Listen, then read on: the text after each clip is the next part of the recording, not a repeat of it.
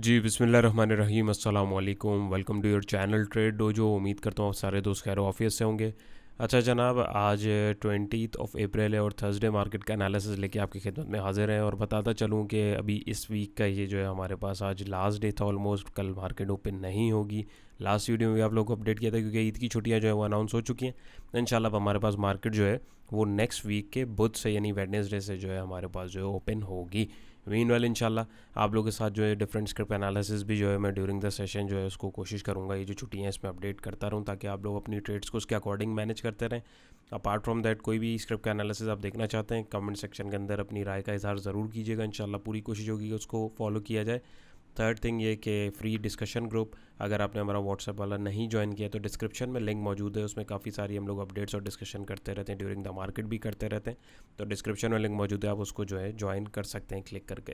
तो देखते हैं मार्केट ने कैसी परफॉर्मेंस दी। मार्केट ने आज 41,000 के ऊपर ऑलमोस्ट जो है क्लोजिंग दी। 508 पॉइंट का गेन हुआ, 1.26% जो है मार्केट ने गेन लिया। वॉल्यूम्स हमारे पास जो है ज़बरदस्त जनरेट हुए हैं। आज तकरीबन 7.25 करोड़ के करीब जो है वॉल्यूम जनरेट हुए हैं काफ़ी टाइम के बाद। प्रीवियस क्लोज की बात करें तो 40,499 की क्लोजिंग थी। डे रेंज की बात करें तो 40,499 यानी प्रीवियस क्लोज से मार्केट खुली और 41,000 जो है 41,000 का हाई इसने जो है डिफाइन किया। नहीं ऑलमोस्ट अगर आप देखें तो बिल्कुल इसने हाई भी 400-500 पॉइंट का लगाया और उसके बाद अगर आप देखें तो ऑलमोस्ट जो है इसने जो पॉइंट जोड़े हैं अपने हाई के पास ही जोड़े हैं।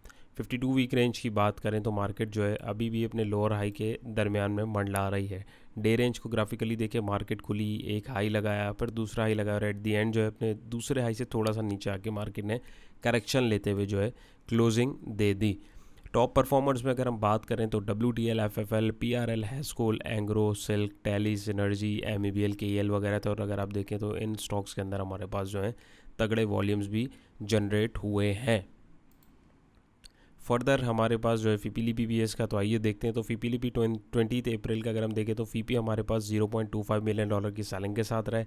लीपी हमारे पास $0.25 मिलियन की बाइंग के साथ रहे। इंडिविजुअल $0.47 मिलियन की बाइंग के साथ, कंपनी $0.02 मिलियन की बाइंग के साथ, बैंक्स $2.50 मिलियन की बाइंग के साथ, NBFC ने पार्टिसिपेट ही नहीं किया। म्यूचुअल फंड $0.46 मिलियन की बाइंग के साथ, अदर ऑर्गेनाइजेशन $2.46 मिलियन की सेलिंग के साथ, ब्रोकर्स जो है $0.24 मिलियन की सेलिंग के साथ, इंश्योरेंस कंपनीज $0.50 मिलियन की सेलिंग के साथ। ओवरऑल 1 2 3 4 प्लेयर बाइंग पे थे, 1 2 3 सेलिंग पे थे और एक ने पार्टिसिपेट ही नहीं किया। बड़ा बैड देखें आज तो हमें बैंक्स देखने को मिला है $2.50 मिलियन की सेलिंग बाइंग के साथ और अदर ऑर्गेनाइजेशन $2.46 मिलियन की सेलिंग के साथ रहे।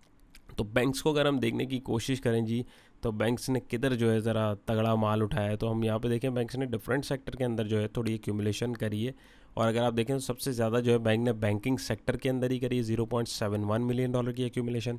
दैन फिर सीमेंट में थोड़ा सा माल $0.31 मिलियन का एक्यूमुलेट किया है। दैन फर्टिलाइज़र में अगर हम देखें $0.90 मिलियन की एक्यूमुलेशन करी। फर्टिलाइज़र में कल हम लोगों ने देखा था if I am not wrong तो कंपनीज़ ने मेरे ख्याल में ज़रा ज़्यादा माल जो है पिकअप किया हुआ था। उसके अलावा अगर हम लोग देखें तो यहाँ पे हमारे पास जो है पावर सेक्टर में भी बैंक्स ने जो है $0.17 मिलियन का माल एक्यूमुलेट किया है। तो अभी जैसे कि मार्केट में इतना गैप भी आ जाएगा 3 4 दिन का, 5 दिन का ईद की छुट्टियों की वजह से, तो डेफिनेटली मार्केट जब खुलेगी तो कोई ना कोई डायरेक्शन तो वो डिफाइन करेगी। लेकिन अभी फर्दर मैं आपको ये चार्ट पर भी दिखाऊंगा। उसके बाद तगड़ा सेलर देखें जी तो तगड़ी सेलिंग हमारे पास जो हुई है अदर ऑर्गेनाइजेशन की जानिब से। और उनकी अगर हम तगड़ी सेलिंग देखें तो किस सेक्टर में हुई है, फर्टिलाइज़र सेक्टर में हुई है। और फर्टिलाइज़र सेक्टर में तगड़ा बायर हमारे पास कौन रहा, $1.28 मिलियन की बाइंग के साथ हमारे म्यूचुअल फंड्स। म्यूचुअल फंड ने भी थोड़ा सा एक्यूमुलेट किया लेकिन सबसे ज़्यादा जो है म्यूचुअल फंड ने माल यहाँ पे उठाया है। तो अदर ऑर्गेनाइजेशन का जो प्रॉफिट टेकिंग हुई है म्यूचुअल फंड की तरफ से की गई है, यानी बेसिकली वजह म्यूचुअल फंड बने। उसके बाद अगर हम देखें तो यहाँ पे हमारे पास जो डाटा है, अब आप लोग बोलेंगे कि सर आप तो पॉजिटिव होते ही नहीं। देखें मेरा काम आपको बताना है रोज़ाना की मार्केट का एनालिसिस जो मैं कर रहा हूँ, उसके अकॉर्डिंग फैसला eight the end of the day आपको खुद लेना है। लेकिन जो फैक्ट्स हैं और जो चीज़ें और जो डाटा दिख रहा है उसके अकॉर्डिंग जो चीज़ें हैं वो गाइड करना ज़रूरी है। तो उसमें अगर आप देखें अगर इतनी अच्छी न्यूज़ थी अभी जो हमारे पास जो है 2 3 जगहों से जो हमारे स्टेट बैंक को भी जो है पैसे वगैरह रिसीव हुए हैं। तो अब उसमें बहुत ज़्यादा लोगों को ये कि चांसेस हैं कि IMF से हमारी जो ट्रांच है वो हमें मिल जाएगी। बहुत पॉसिबिलिटी है, बिल्कुल अल्लाह करे मिल जाए। लेकिन अभी भी और भी बहुत सारे मामला जो हैं, अभी इलेक्शन का जो मामला जिस तरीके से स्टक हुआ है उसके रिलेटेड अभी जो 4-5 दिन है इसमें क्या क्या चीज़ें, क्या क्या न्यूज़ेज़ होंगी, उनका इम्पैक्ट भी लेटर ऑन मार्केट में पड़ सकता है। तो कुछ पता नहीं, नेगेटिव हो पॉजिटिव हो, अल्लाह करे जो भी हो भाई अच्छा हो। लेकिन at the end of the day as a trader, as a investor, हमें दोनों साइड की अप्रोच रखते हुए ही डिसीजन लेना होता है। तो यही चीज़ जो है स्मार्ट प्लेयर भी करते हैं, नहीं पता होता अनसर्टेनिटी का, ये मार्केट्स ही ऐसी हैं। तो उन्होंने देखें कोई इतनी खास बाइंग नहीं करी, ऑल दो करी है, बैंक्स ने करी है। ये चीज़ तो हम लोग प्रीवियस 1-1.5 महीने से देखते आ रहे हैं, एक प्लेयर तगड़ा माल उठाता है, बाकियों को थोड़ा थोड़ा बांट देता है, या बाकी थोड़ा थोड़ा उठाते हैं, वो एक तगड़ा जो है उसको बांट देते हैं। तो ये तो चलता रहता है, मार्केट के प्लेयर्स हैं, मार्केट को सहारा उन्होंने लाजमी देना है। लेकिन हमें अपनी हिकमत अमली देखनी है, हमें बिग मनी के साथ चलना है और बिग मनी के फुटप्रिंट्स को हमें देखना है वो क्या कर रहे हैं। अब अगर ये इतनी अच्छी न्यूज़ेज़ हैं तो ये इनको क्यों नहीं पता जी, एनबीएफसी ने तो आज माल ही नहीं उठाया, म्यूचुअल फंड को क्यों नहीं पता, उन्होंने फिर इतनी तगड़ी बाइंग क्यों नहीं करी है। अदर ऑर्गेनाइजेशन बेवकूफ़ है क्या, उन्होंने जो सेलिंग कर दिया कि भाई उनको पता है कि ईद के बाद अब मार्केट जो है 50,000 पे चली जाएगी। ब्रोकर जो है मार्केट का सबसे, जो हमसे और आपसे ज़्यादा स्टॉक मार्केट को समझते हैं, ऑलमोस्ट मैं बोलूँगा कि सबसे ज़्यादा समझते हैं, तो उन तक को क्या नहीं पता होगा। उन्होंने देखें प्रॉफिट टेकिंग करी है, इंश्योरेंस कंपनीज है प्रॉफिट टेकिंग में। तो बहुत सारी चीज़ें जो हैं की फैक्टर्स हैं, उनको देखते हुए हमें जो है डिसीजन लेना है। मैं पर्सनली खुद भी इस चीज़ को फॉलो करता हूँ और आप दोस्तों से भी यही कोशिश होती है कि मैं यही शेयर रखूँ, और आप लोगों को भी रिकमेंडेशन यही होती है कि आप लोग जो है फैक्ट्स एंड फिगर्स को देख के, जज्बात को साइड पर रख के फैक्ट्स के साथ जो है और प्रॉपर वर्किंग के साथ ट्रेड करने की कोशिश करें, ना कि जज्बात में आके। तो हमारे यहाँ लोग अभी, खैर मैं चार्ट पे चल के अभी फर्दर आपको दिखाता हूँ।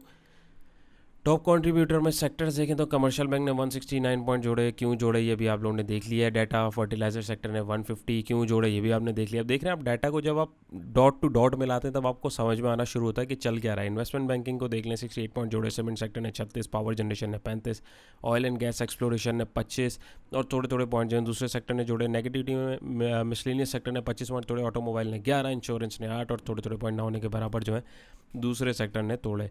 पॉजिटिविटी में अगर हम देखें, एंग्रो को 133 पॉइंट जो है एंग्रो ने जोड़े, दावा ने 64, बीएचएल ने 62, एचयूबीसी ने 35, यूबीएल ने 31, एमसीबी ने 18, ओजीडीसी ने 18, और थोड़े थोड़े पॉइंट जो है दूसरे स्क्रिप्ट में जोड़े। नेगेटिविटी में पीएससीएल ने 31 पॉइंट तोड़े, एमटीएल ने 14, ईएफयूजी ने 10, पीओएल ने 5, सिस्टम ने 4, और थोड़े थोड़े पॉइंट जो हैं दूसरे आपके जो स्क्रिप्ट्स हैं उन्होंने भी तोड़े। हीट मैप नो डाउट काफ़ी अच्छा लग रहा है, हरा भरा लग रहा है ओवरऑल अगर आप देखें, लेकिन हमें और भी चीज़ों को देखनी है। ऑल दो मार्केट के अंदर आज माल एक्यूमुलेट हुआ है और बहुत सारे लोगों ने माल को उठाया भी, और ये हम लोगों ने डाटा में बखूबी देख लिए।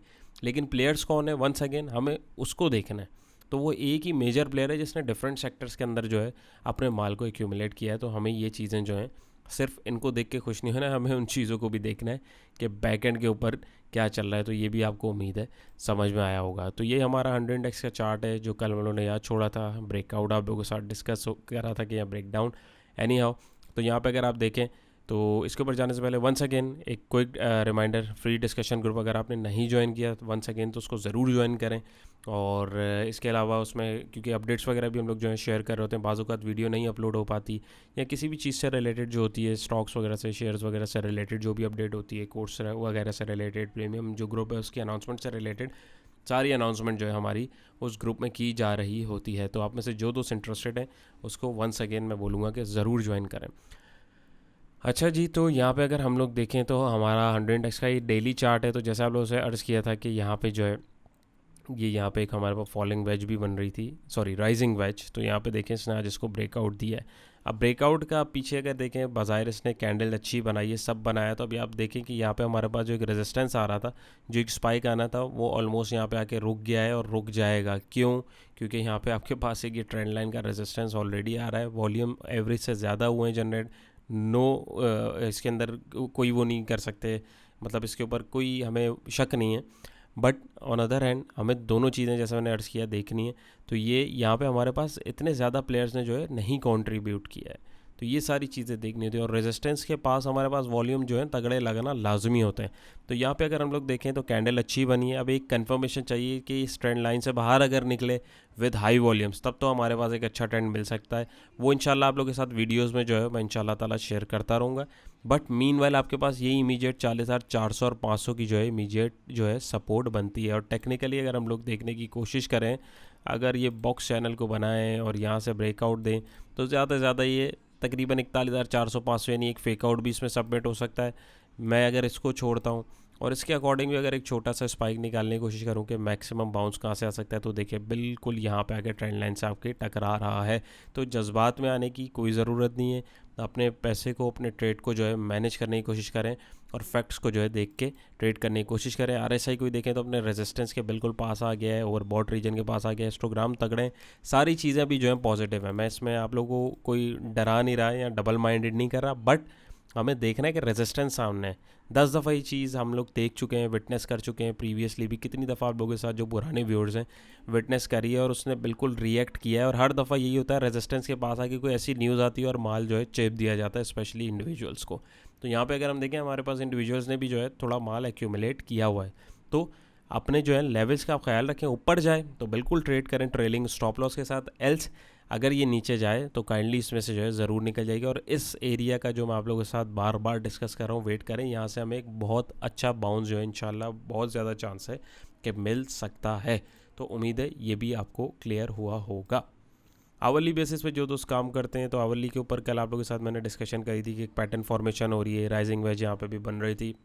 यहाँ पे इसने देखें इसको ब्रेकआउट दिया, ब्रेकआउट देने के बाद यहाँ पे देखें अब ये रेजिस्टेंस पे आके जो है ठंडा पड़ना शुरू हो गया है। कैसे?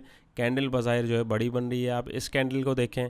उसके बाद अगर मैं बल्कि यहाँ पे आप लोगों को मार्क करके दिखाता हूँ ताकि आप लोगों को समझ आए, तो यहाँ पे अगर आप देखें तो यहाँ पे आपके पास कैंडल बड़ी थी, वॉल्यूम हल्के थे। फिर इधर मैं लेके जाऊँ, कैंडल छोटी थी, वॉल्यूम बढ़ गए, और कौन सी कैंडल थी? नेगेटिव, यानी रेजिस्टेंस यहाँ पे दिख रहा है जो टेक्निकली काम कर रहे हैं। फिर कैंडल की बॉडी बड़ी बनी, यहाँ पे हमारे पास जो है रेजिस्टेंस आ रहा था, इसको अब तोड़ना था, तो वॉल्यूम्स बढ़े।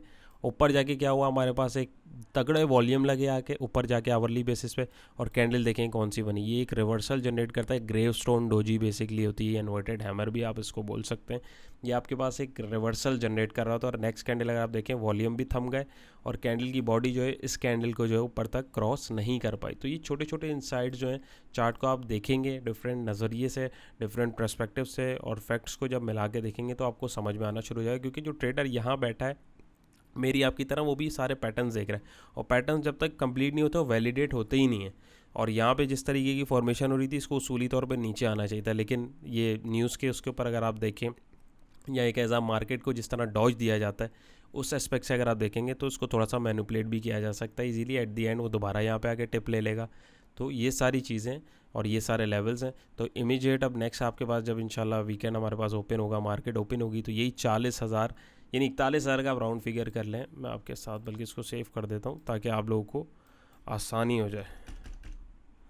इसको मैं क्लियर करूँ ताकि बिल्कुल राउंड फिगर पे काम करें। यही लेवल हमारे पास जो है सपोर्ट का काम कर रहा है, नंबर 1। नंबर 2 ये, और फिर उसके बाद अगर ये टूटता है तो फिर हमारे पास हम ये या ये लेवल जो है आइडियल है हमारे पास आवरली बेसिस पे जो दोस्त काम कर रहे हैं। लेकिन मुझे लग रहा है कि नीचे आएगा, क्यों, वो बखूबी आप लोगों के साथ डिटेल में डिस्कस कर चुका हूँ। और RSI भी देखें बिल्कुल ओवरबॉट रीजन में चल रहा है। अभी मेरा नहीं ख्याल कि मुझे आपको बताने की ज़रूरत है, इसमें एग्जैजरेटेड डाइवर्जेंस भी बन रही हैं। डाइवर्जेंस जो है डिफरेंट किस्म की होती हैं। वंस अगेन ये हमारे एक कोर्स का हिस्सा भी है। जिन दोस्तों ने हमसे समझा है, पढ़ा है, और जिनको डाइवर्जेंस का पता है और एग्जैजरेटेड डाइवर्जेंस क्या होती हैं, उन लोगों को भी समझ आ रहा होगा कि देखें सेम हाई लग गया, और यहाँ पे आप देखें जो प्राइसेस जो ऊपर जाने की कोशिश कर रहे हैं। तो यहाँ पे सारी चीज़ें, जितने भी जो वर्किंग कर रहे होते हैं लोग, जो टेक्निकल चार्ट्स को देख के काम कर रहे होते हैं, उन सब चीज़ों को देख रहे होते हैं।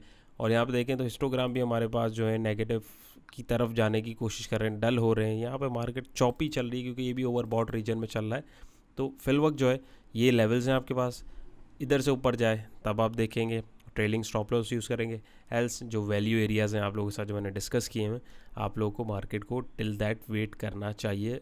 बाकी एट दी एंड आपकी अपनी खुद की मर्ज़ी, ये मेरी अपनी वर्किंग है जो मैं आप लोगों के साथ शेयर करता हूँ। उम्मीद है आज की कोशिश भी पसंद आई होगी। पसंद आई हो वीडियो को ज़रूर लाइक कीजिएगा, चैनल पर नए तो वेलकम और सब्सक्राइब कर लीजिए।